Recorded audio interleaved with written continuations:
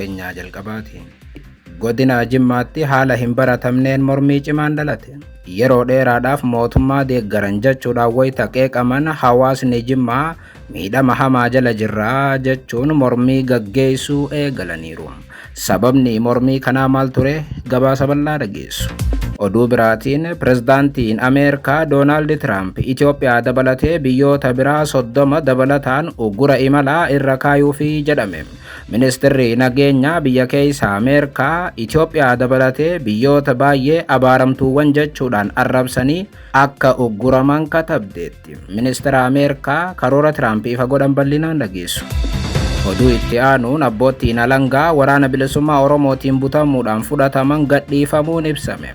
Abboottiin alangaa ifatti waraanni bilisummaa Oromoo akka isaan uggure himanis WBO'n Amaara tokko Oromiyaatti miidhameef ibsa baasuudhaan beekamu dhimma kana ammas callisuu filateera. Callisuu waraana bilisummaa Oromootiif ugguraaf ajjeecha abboottii alangaa bal'inaan dhageessu. Oduu teenya xumuraatiin immoo walitti bu'iinsa cimaa Boorama keessatti dhalate hordofee pirezidaantiin Somaaliilaand waraanni biyyattii hatattamaan magaalaa gadhiisee akka bahu ajajan. Daangaa Itoophiyaa irraa xiqqoo fagaattee kan argamtu magaalaa Booramaa keessatti dhibdee cimaan dhalate. Sagantaan guddichi akka haqamus dirqisiiseera. Ollaa Itoophiyaa Boorama keessatti maaltu mudate? Gabaasa bal'aa qabnaa akka mooltan daawwattootaaf hordoftoota Anolee Global Media. Oduuf odeeffannoo keenya galgala kanaa qabannee dhufneeti jirra. Odeeffannoo keenya ijoo isaa amma dhageessan guutuu isaa isin biraan geenya. Haga xumuraa sagantaa keenyatti dhaggeeffachuun yaada qabdan gara koomentiitiin nuuf barreessaa. Viidiyoon keenya namoota baay'ee biraa akka dhaqqabuuf immoo like, share, subscribe godhuun dagatinaa isiniin jenna. Kallattumaaniin gara gabaasa bal'aatti isin qajeelcha. Oduu teenyaa jalqabaatiin godina Jimmaatti haala hin baratamneen mormii cimaan dhalate. Yeroo dheeraadhaaf mootummaa deeggaran jechuudhaan wayita hedduu qeeqaman hawaasni Jimmaa miidhama hamaa jala jiraachuu ibsuun hiriira mormii gaggeessuu eegalaniiru. Haaluma kanaan arra ganamarraa jalqabee godina Jimmaa aanaa Oomoo Naaddaa magaalaa Asandaabootti mormiin uummataa gaggeeffamaa akka oole ibsame. Kutaalee Oromiyaa keessaa oomisha barbareetiin guddoo kan beekamtu Oomoo Naaddaan haala hin baratamneen qaraxni qonnaan bulaaf daldalaa irraa barbaadamu guddaa ta'uu hordofee uummanni mufatee hiriira ba'uuf dirqame. Daawun waslaattoota kan jedhan hawaasni magaalaatiif baadiyyaa Asandaabboo jiran ammatti uummanni hojjatee fi qotatee buluudhaaf rakkateera jedhan. Kunis sababii qondaaltota mootummaa yookaan kaadiroota mootummaa akka ta'e ibsan. Barbaree kiiloo takkaaf qaraxni qarshii 90 gaafatamuudha amma uummata daandiitti kan baase.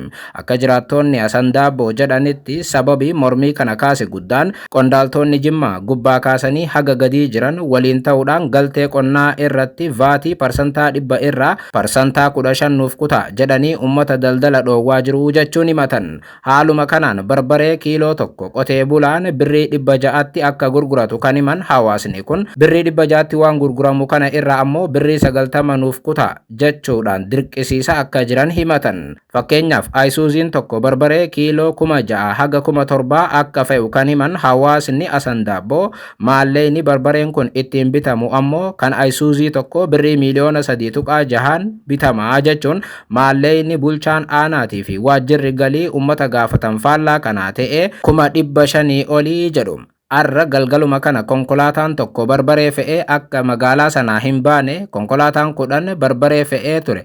Achuma magaalaa buleera boru ganama ammoo gabaadha jechuun qonnaan bulaaf daldalaan illee sababa kaadireetiin amma konkolaataan barbaree fe'ee akka karaatti hafee fi kunis hawaasa balaaf akka saaxilee jiraattonni Asandaabboo himaniiru. Bulchiinsi godina Jimmaa, bulchiinsi magaalaa Asandaabbootiif aanaa Oomoo Naaddaa akka waliigalaatti roorroo daldalaa Asandaabbootii fi qotee bulaa kilaastara Asandaabboo irraan gahaa jiran akka dhaaban hedduun isaanii daandiitti bahuun gaafataniiru. Qaala'insa jireenyaa biyyattii miila tokkoon dhaabaa jiru jidduutti ammas kaffaltii heerri biyyattii hin beekne hunda gaggeessaa akka jiran qondaaltonni mootummaa mormiin uummataa akka isaan mudatus taasisaniiru jedhu hawaasni.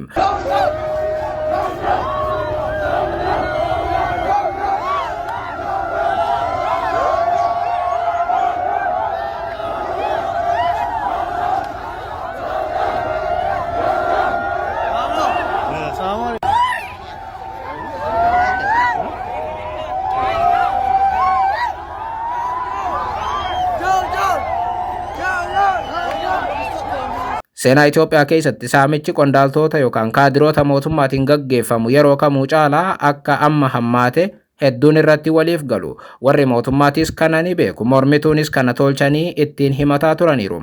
Fakkeenyaaf bara dabre pirezidaantii mootummaa naannoo Oromiyaa obbo Shimallis Abdiisaa ifatti ba'uun qaamonni mootummaa kana keessa taa'uudhaan saamicha gaggeessan hedduudha jechuun kanarratti tarkaanfii akka fudhatan waadaa galanii turan. Ta'us ammoo ammallee saamicha qondaaltota mootummaatiin gaggeeffamu Shimallis Abdiisaa waadaa galanillee dhaabuu hin dandeenye. Sirna keenya keessa ammas hattuu adda addaa jira. Funaanamee seeratti dhiyaachuu qaba. Hojimaadniif sirni hattuutti cufu guyyaa guyyaatti diriiraa deemuu danda'u ture jiraata. Kaadaastara lafaa irratti jijjiirama finne dafnee xumuruu qabna baadiyyaaf magaalaa keessatti. Oduu biraatiin abbootiin alangaa waraana bilisummaa Oromootiin butamuudhaan fudhataman gadhiifamuun ibsame. Abbootiin alangaa kun ifatti waraanni bilisummaa Oromoo akka isaan uggure himanis waraanni bilisummaa Oromoo Amaara tokko Oromiyaa keessatti miidhameef ibsa baasuudhaan beekamu dhimma kana ammas callisuu filateera. Haaluma kanaan abbootiin alangaa naannoo Oromiyaa godina Wallagga Bahaa aanaa Jimmaa Arjootti butaman gadhiifamuun gabaafame. Obbo Abbabaa Taammiruu bulchaan aanaa Jimmaa Arjoo abbootii alangaa naannoo 26/2025 Jimmaa Arjoo ganda haaraatti butaman keessaa obbo Alamaayyoo Masalaatiif obbo Yirgaalam Mitikkuu amma gallakkifamanii hojjettoota waajjira abbaa alangaa godina Wallagga Bahaa waliin wal arganiiru jechuun BBC fi Addis Standardiif mirkaneessan. Hidhattoonni taatee kana raawwatan obbo Alamaayyoof obbo Yirgaalamiin battala butanitti gara aanaa Saasigaatti ceesaniiru kan jedhan obbo Abbabaan namoonni kun gadhiifamuu isaanii bulchiinsa godina Wallagga Bahaaf koree dhimma nageenyaa qindeessan irraa mirkaneeffachuu hubachiisaniiru. Abbootiin alangaa lameen gallakkifamuu BBCnis mirkaneesseera. Abbaan alangaa naannoo obbo Alamaayyoo Masalaa kan isaan bute waraana bilisummaa Oromoo ta'uu ifatti ibsaniiru. Kan butamne qaama hin beekamneen otoo hin taane waraana bilisummaa Oromootiini jedhan. Jimma irraa kaanee Baddallee keessa baanee yoo Jimma Arjoo naannoo dhidhee isaa geenyu to'atamne jechuun obbo Alamaayyoon BBC afaan Oromootti himaniiru. Wayita butaman sana dhukaasni akka ture kan himan obbo Alamaayyoon hidhattoonni kun miidhaa akka isaan irraan hin geessifnee fi meeshaaf qarshii harkaa fuudhanii turanillee akka deebisaniif eeraniiru. Biiroo Abbaa Alangaa Oromiyaa waliigalaatti abbaan alangaa dargaggoo Yirgaalam Mitikkuu Gabrees qorannoo waggaa waggaadhaan hojiirra oolmaa seeraa gaggeeffamu gaggeessuudhaaf gara Naqamtee deemaa utuu jiranii butamuu dubbatan. Kan nu bute ammoo hidhattoota waraana bilisummaa Oromooti kan jedhe Yirgaalam hidhattoonni kun karaatti baasanii isaan gallakkisuu fi amma gara Naqamteetti deemaa akka jiran eeraniiru.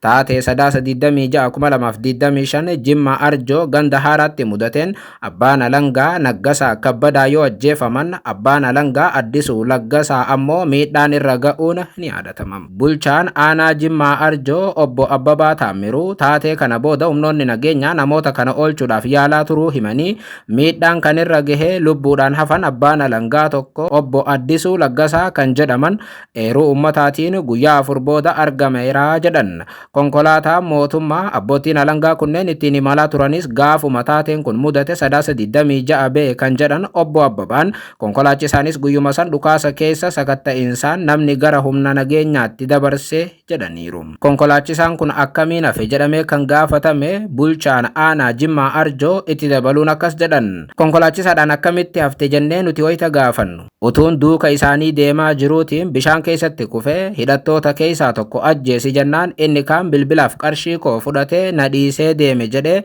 nutti himeeraa jedha bulchaan aanaa Jimmaa kun. Obbo Abbabaan humni hidhatee gurmaa'ee aanaa Jimmaa Arjoo keessa socho'u hin jiru garuu hannaaf kan gurmaa'an namoonni muraasni jiru jechuun ibsan. Sanarratti humnoonni nageenyaa mootummaa tarkaanfii fudhataa akka jiran dubbatu. Abbootii alangaa lubbuudhaan hafan keessaa obbo Addisuun hidhattoonni wayita nu dhaabsisan lakkoofsa gabatee konkolaataa ilaalaa turan. Kanaaf ammoo qaamni akka miidhaan nurra ga'u eeruu wa'ii kenne jira jechuu himuu kan ibsan obbo Abbabaan. Kanaaf taateen kun qaamolee mootummaa dhimmi kun ilaaluun qoratamuu akka itti fufu dubbataniiru. 26/2025 hidhattootaan abboottiin alangaa naannoo Oromiyaa Jimma irraa gara Naqamtee imalaa turan irratti aleellaa dhaqqabeen abbaan alangaa naannoo Naggasaa Kabbadaa du'uu gabaafamee ture. Abbaa ijoollee lamaa kan turan obbo Kabbadaa Naggasaa sirni awwaalcha isaanii 29 godina Shawaa Kaabaa Gadaamii Dabra Libaanoositti bakka firoottaniif aanga'oonni jiranitti taasifameera. Ajjecha abbootii alangaatiif miidhaa akkasumas ammoo butamuu abbootii alangaa kan afaan maqaan isaa kan ka'e waraanni bilisummaa Oromoo ammas dhimma kanarratti callisuu filateera. Nama Amaaraa tokko Oromiyaatti ajjeefames ta'ee butameef wayita miidiyaaleen Habashaa duulan hatattamaan deebii kan kennu waraanni bilisummaa Oromoo abbootii alangaa siyaasaarraa bilisa ta'an kana bute akkasumas garii isaanii ajjeese ammallee deebisaa hin kennine. Kun tuffii waraanni bilisummaa Oromoo uummata Oromootiif qabu agarsiisaa jedhu qeeqxoonni. Abbootiin alangaa immoo kan nu butes ta'ee kan nu ajjeese waraana bilisummaa Oromooti jechuun himatan.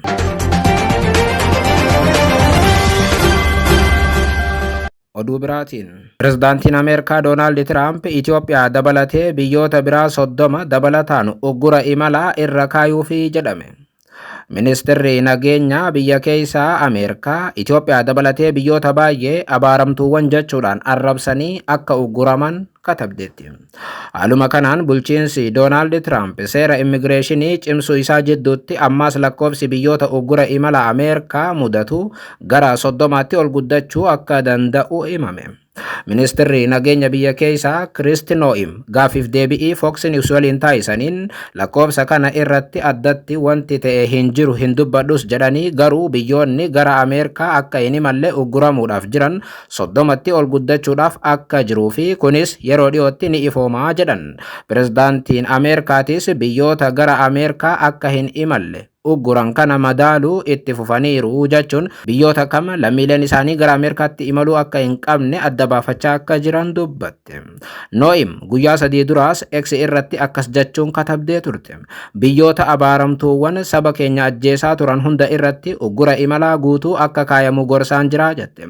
Asitti ibsa ministeerri dhimma alaa Ameerikaa ji'a Juun yookaan waxabajjii keessa baase kan biyyoota akka Angoolaa, Ijipti, Itoophiyaa, Ivory Coast fi Nigeria of keessaa qabu akeekuudhaan Noo'im kanneen sirni paaspoortii isaanii laafaa ta'e kanaaf fudhachuudhaaf fedhii akka hin qabne cimsanii katabaniiru.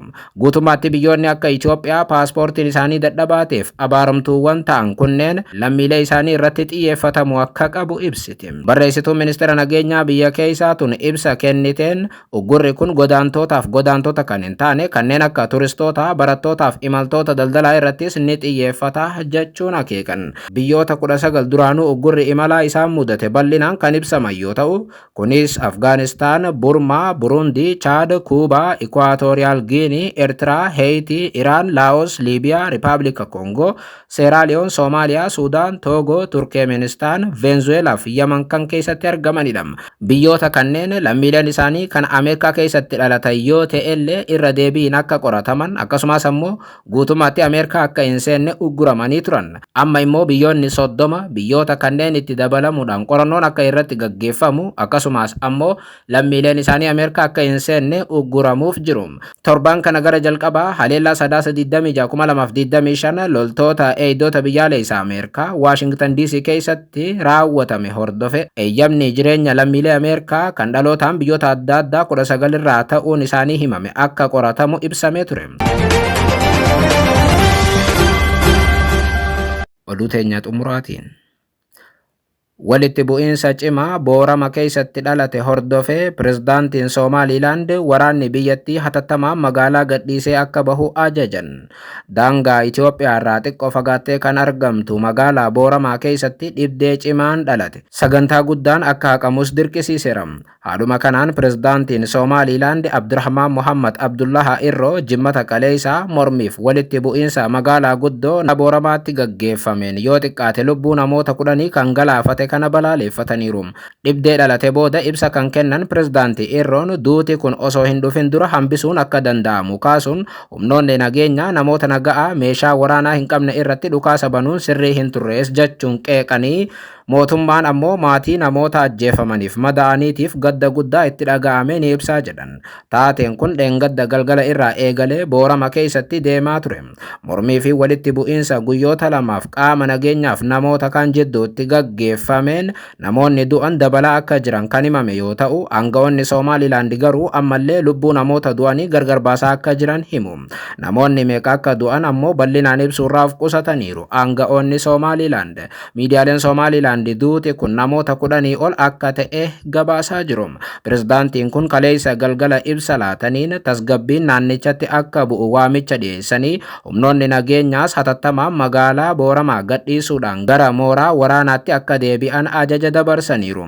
Ajjeechaa raawwatame ilaalchisee immoo qorannoon walabaa dhiyootti akka gaggeeffamus waadaa galaniiru. Waggaa 30 dura Somaaliyaa irraa fottaquudhaan walabummaa kan labsatte Somaalilaand biyyoota addunyaa irraa wayita beekamtii barbaadaa jirtutti balaa sana keessa seente. Ka'umsi balaa kanaa ammoo gosummaas ture. Jeequmsi hamaan Boorama keessatti kan ka'e mootummaan seera isaa ilaalchisee kitaaba tokko kan barreeffame irraa uggura jiru kaasuu hordofeetii jedhame. Kitaabichis aadaaf seenaa isaa yookaan seer isee waan jedhamu bal'inaan kan ibsu yoo ta'u, gosti isaa tun akka gosaatti seera hawaasummaa Somaalee keessatti gumaacha isaan taasisan kitaabni kun bal'inaan ibsaa jedhame. Seerri iseen bara dabre UNESCO irraa beekamtii argachuun immoo ni yaadatama.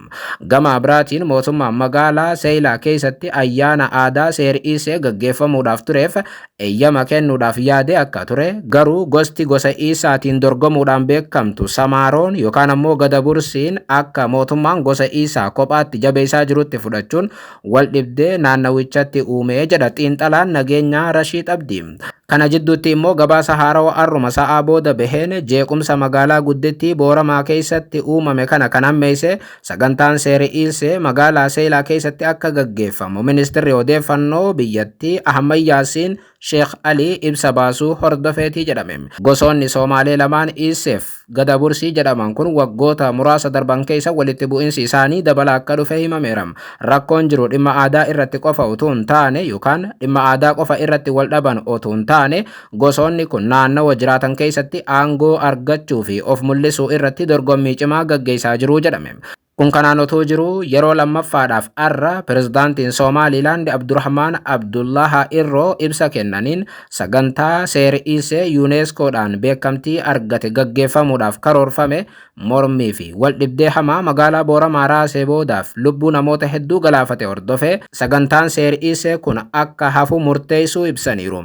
Akka pirezidaantichi ibsa viidiyoodhaan kennaniin jedhanitti fedhii ummataatii fi miira ummata kootii tilmaama keessa galchuun yaadannoo seer isee akka addaan kutamu yookaan sagantaa murtaa'e akka addaan kutamu murteesseen jira jedhan.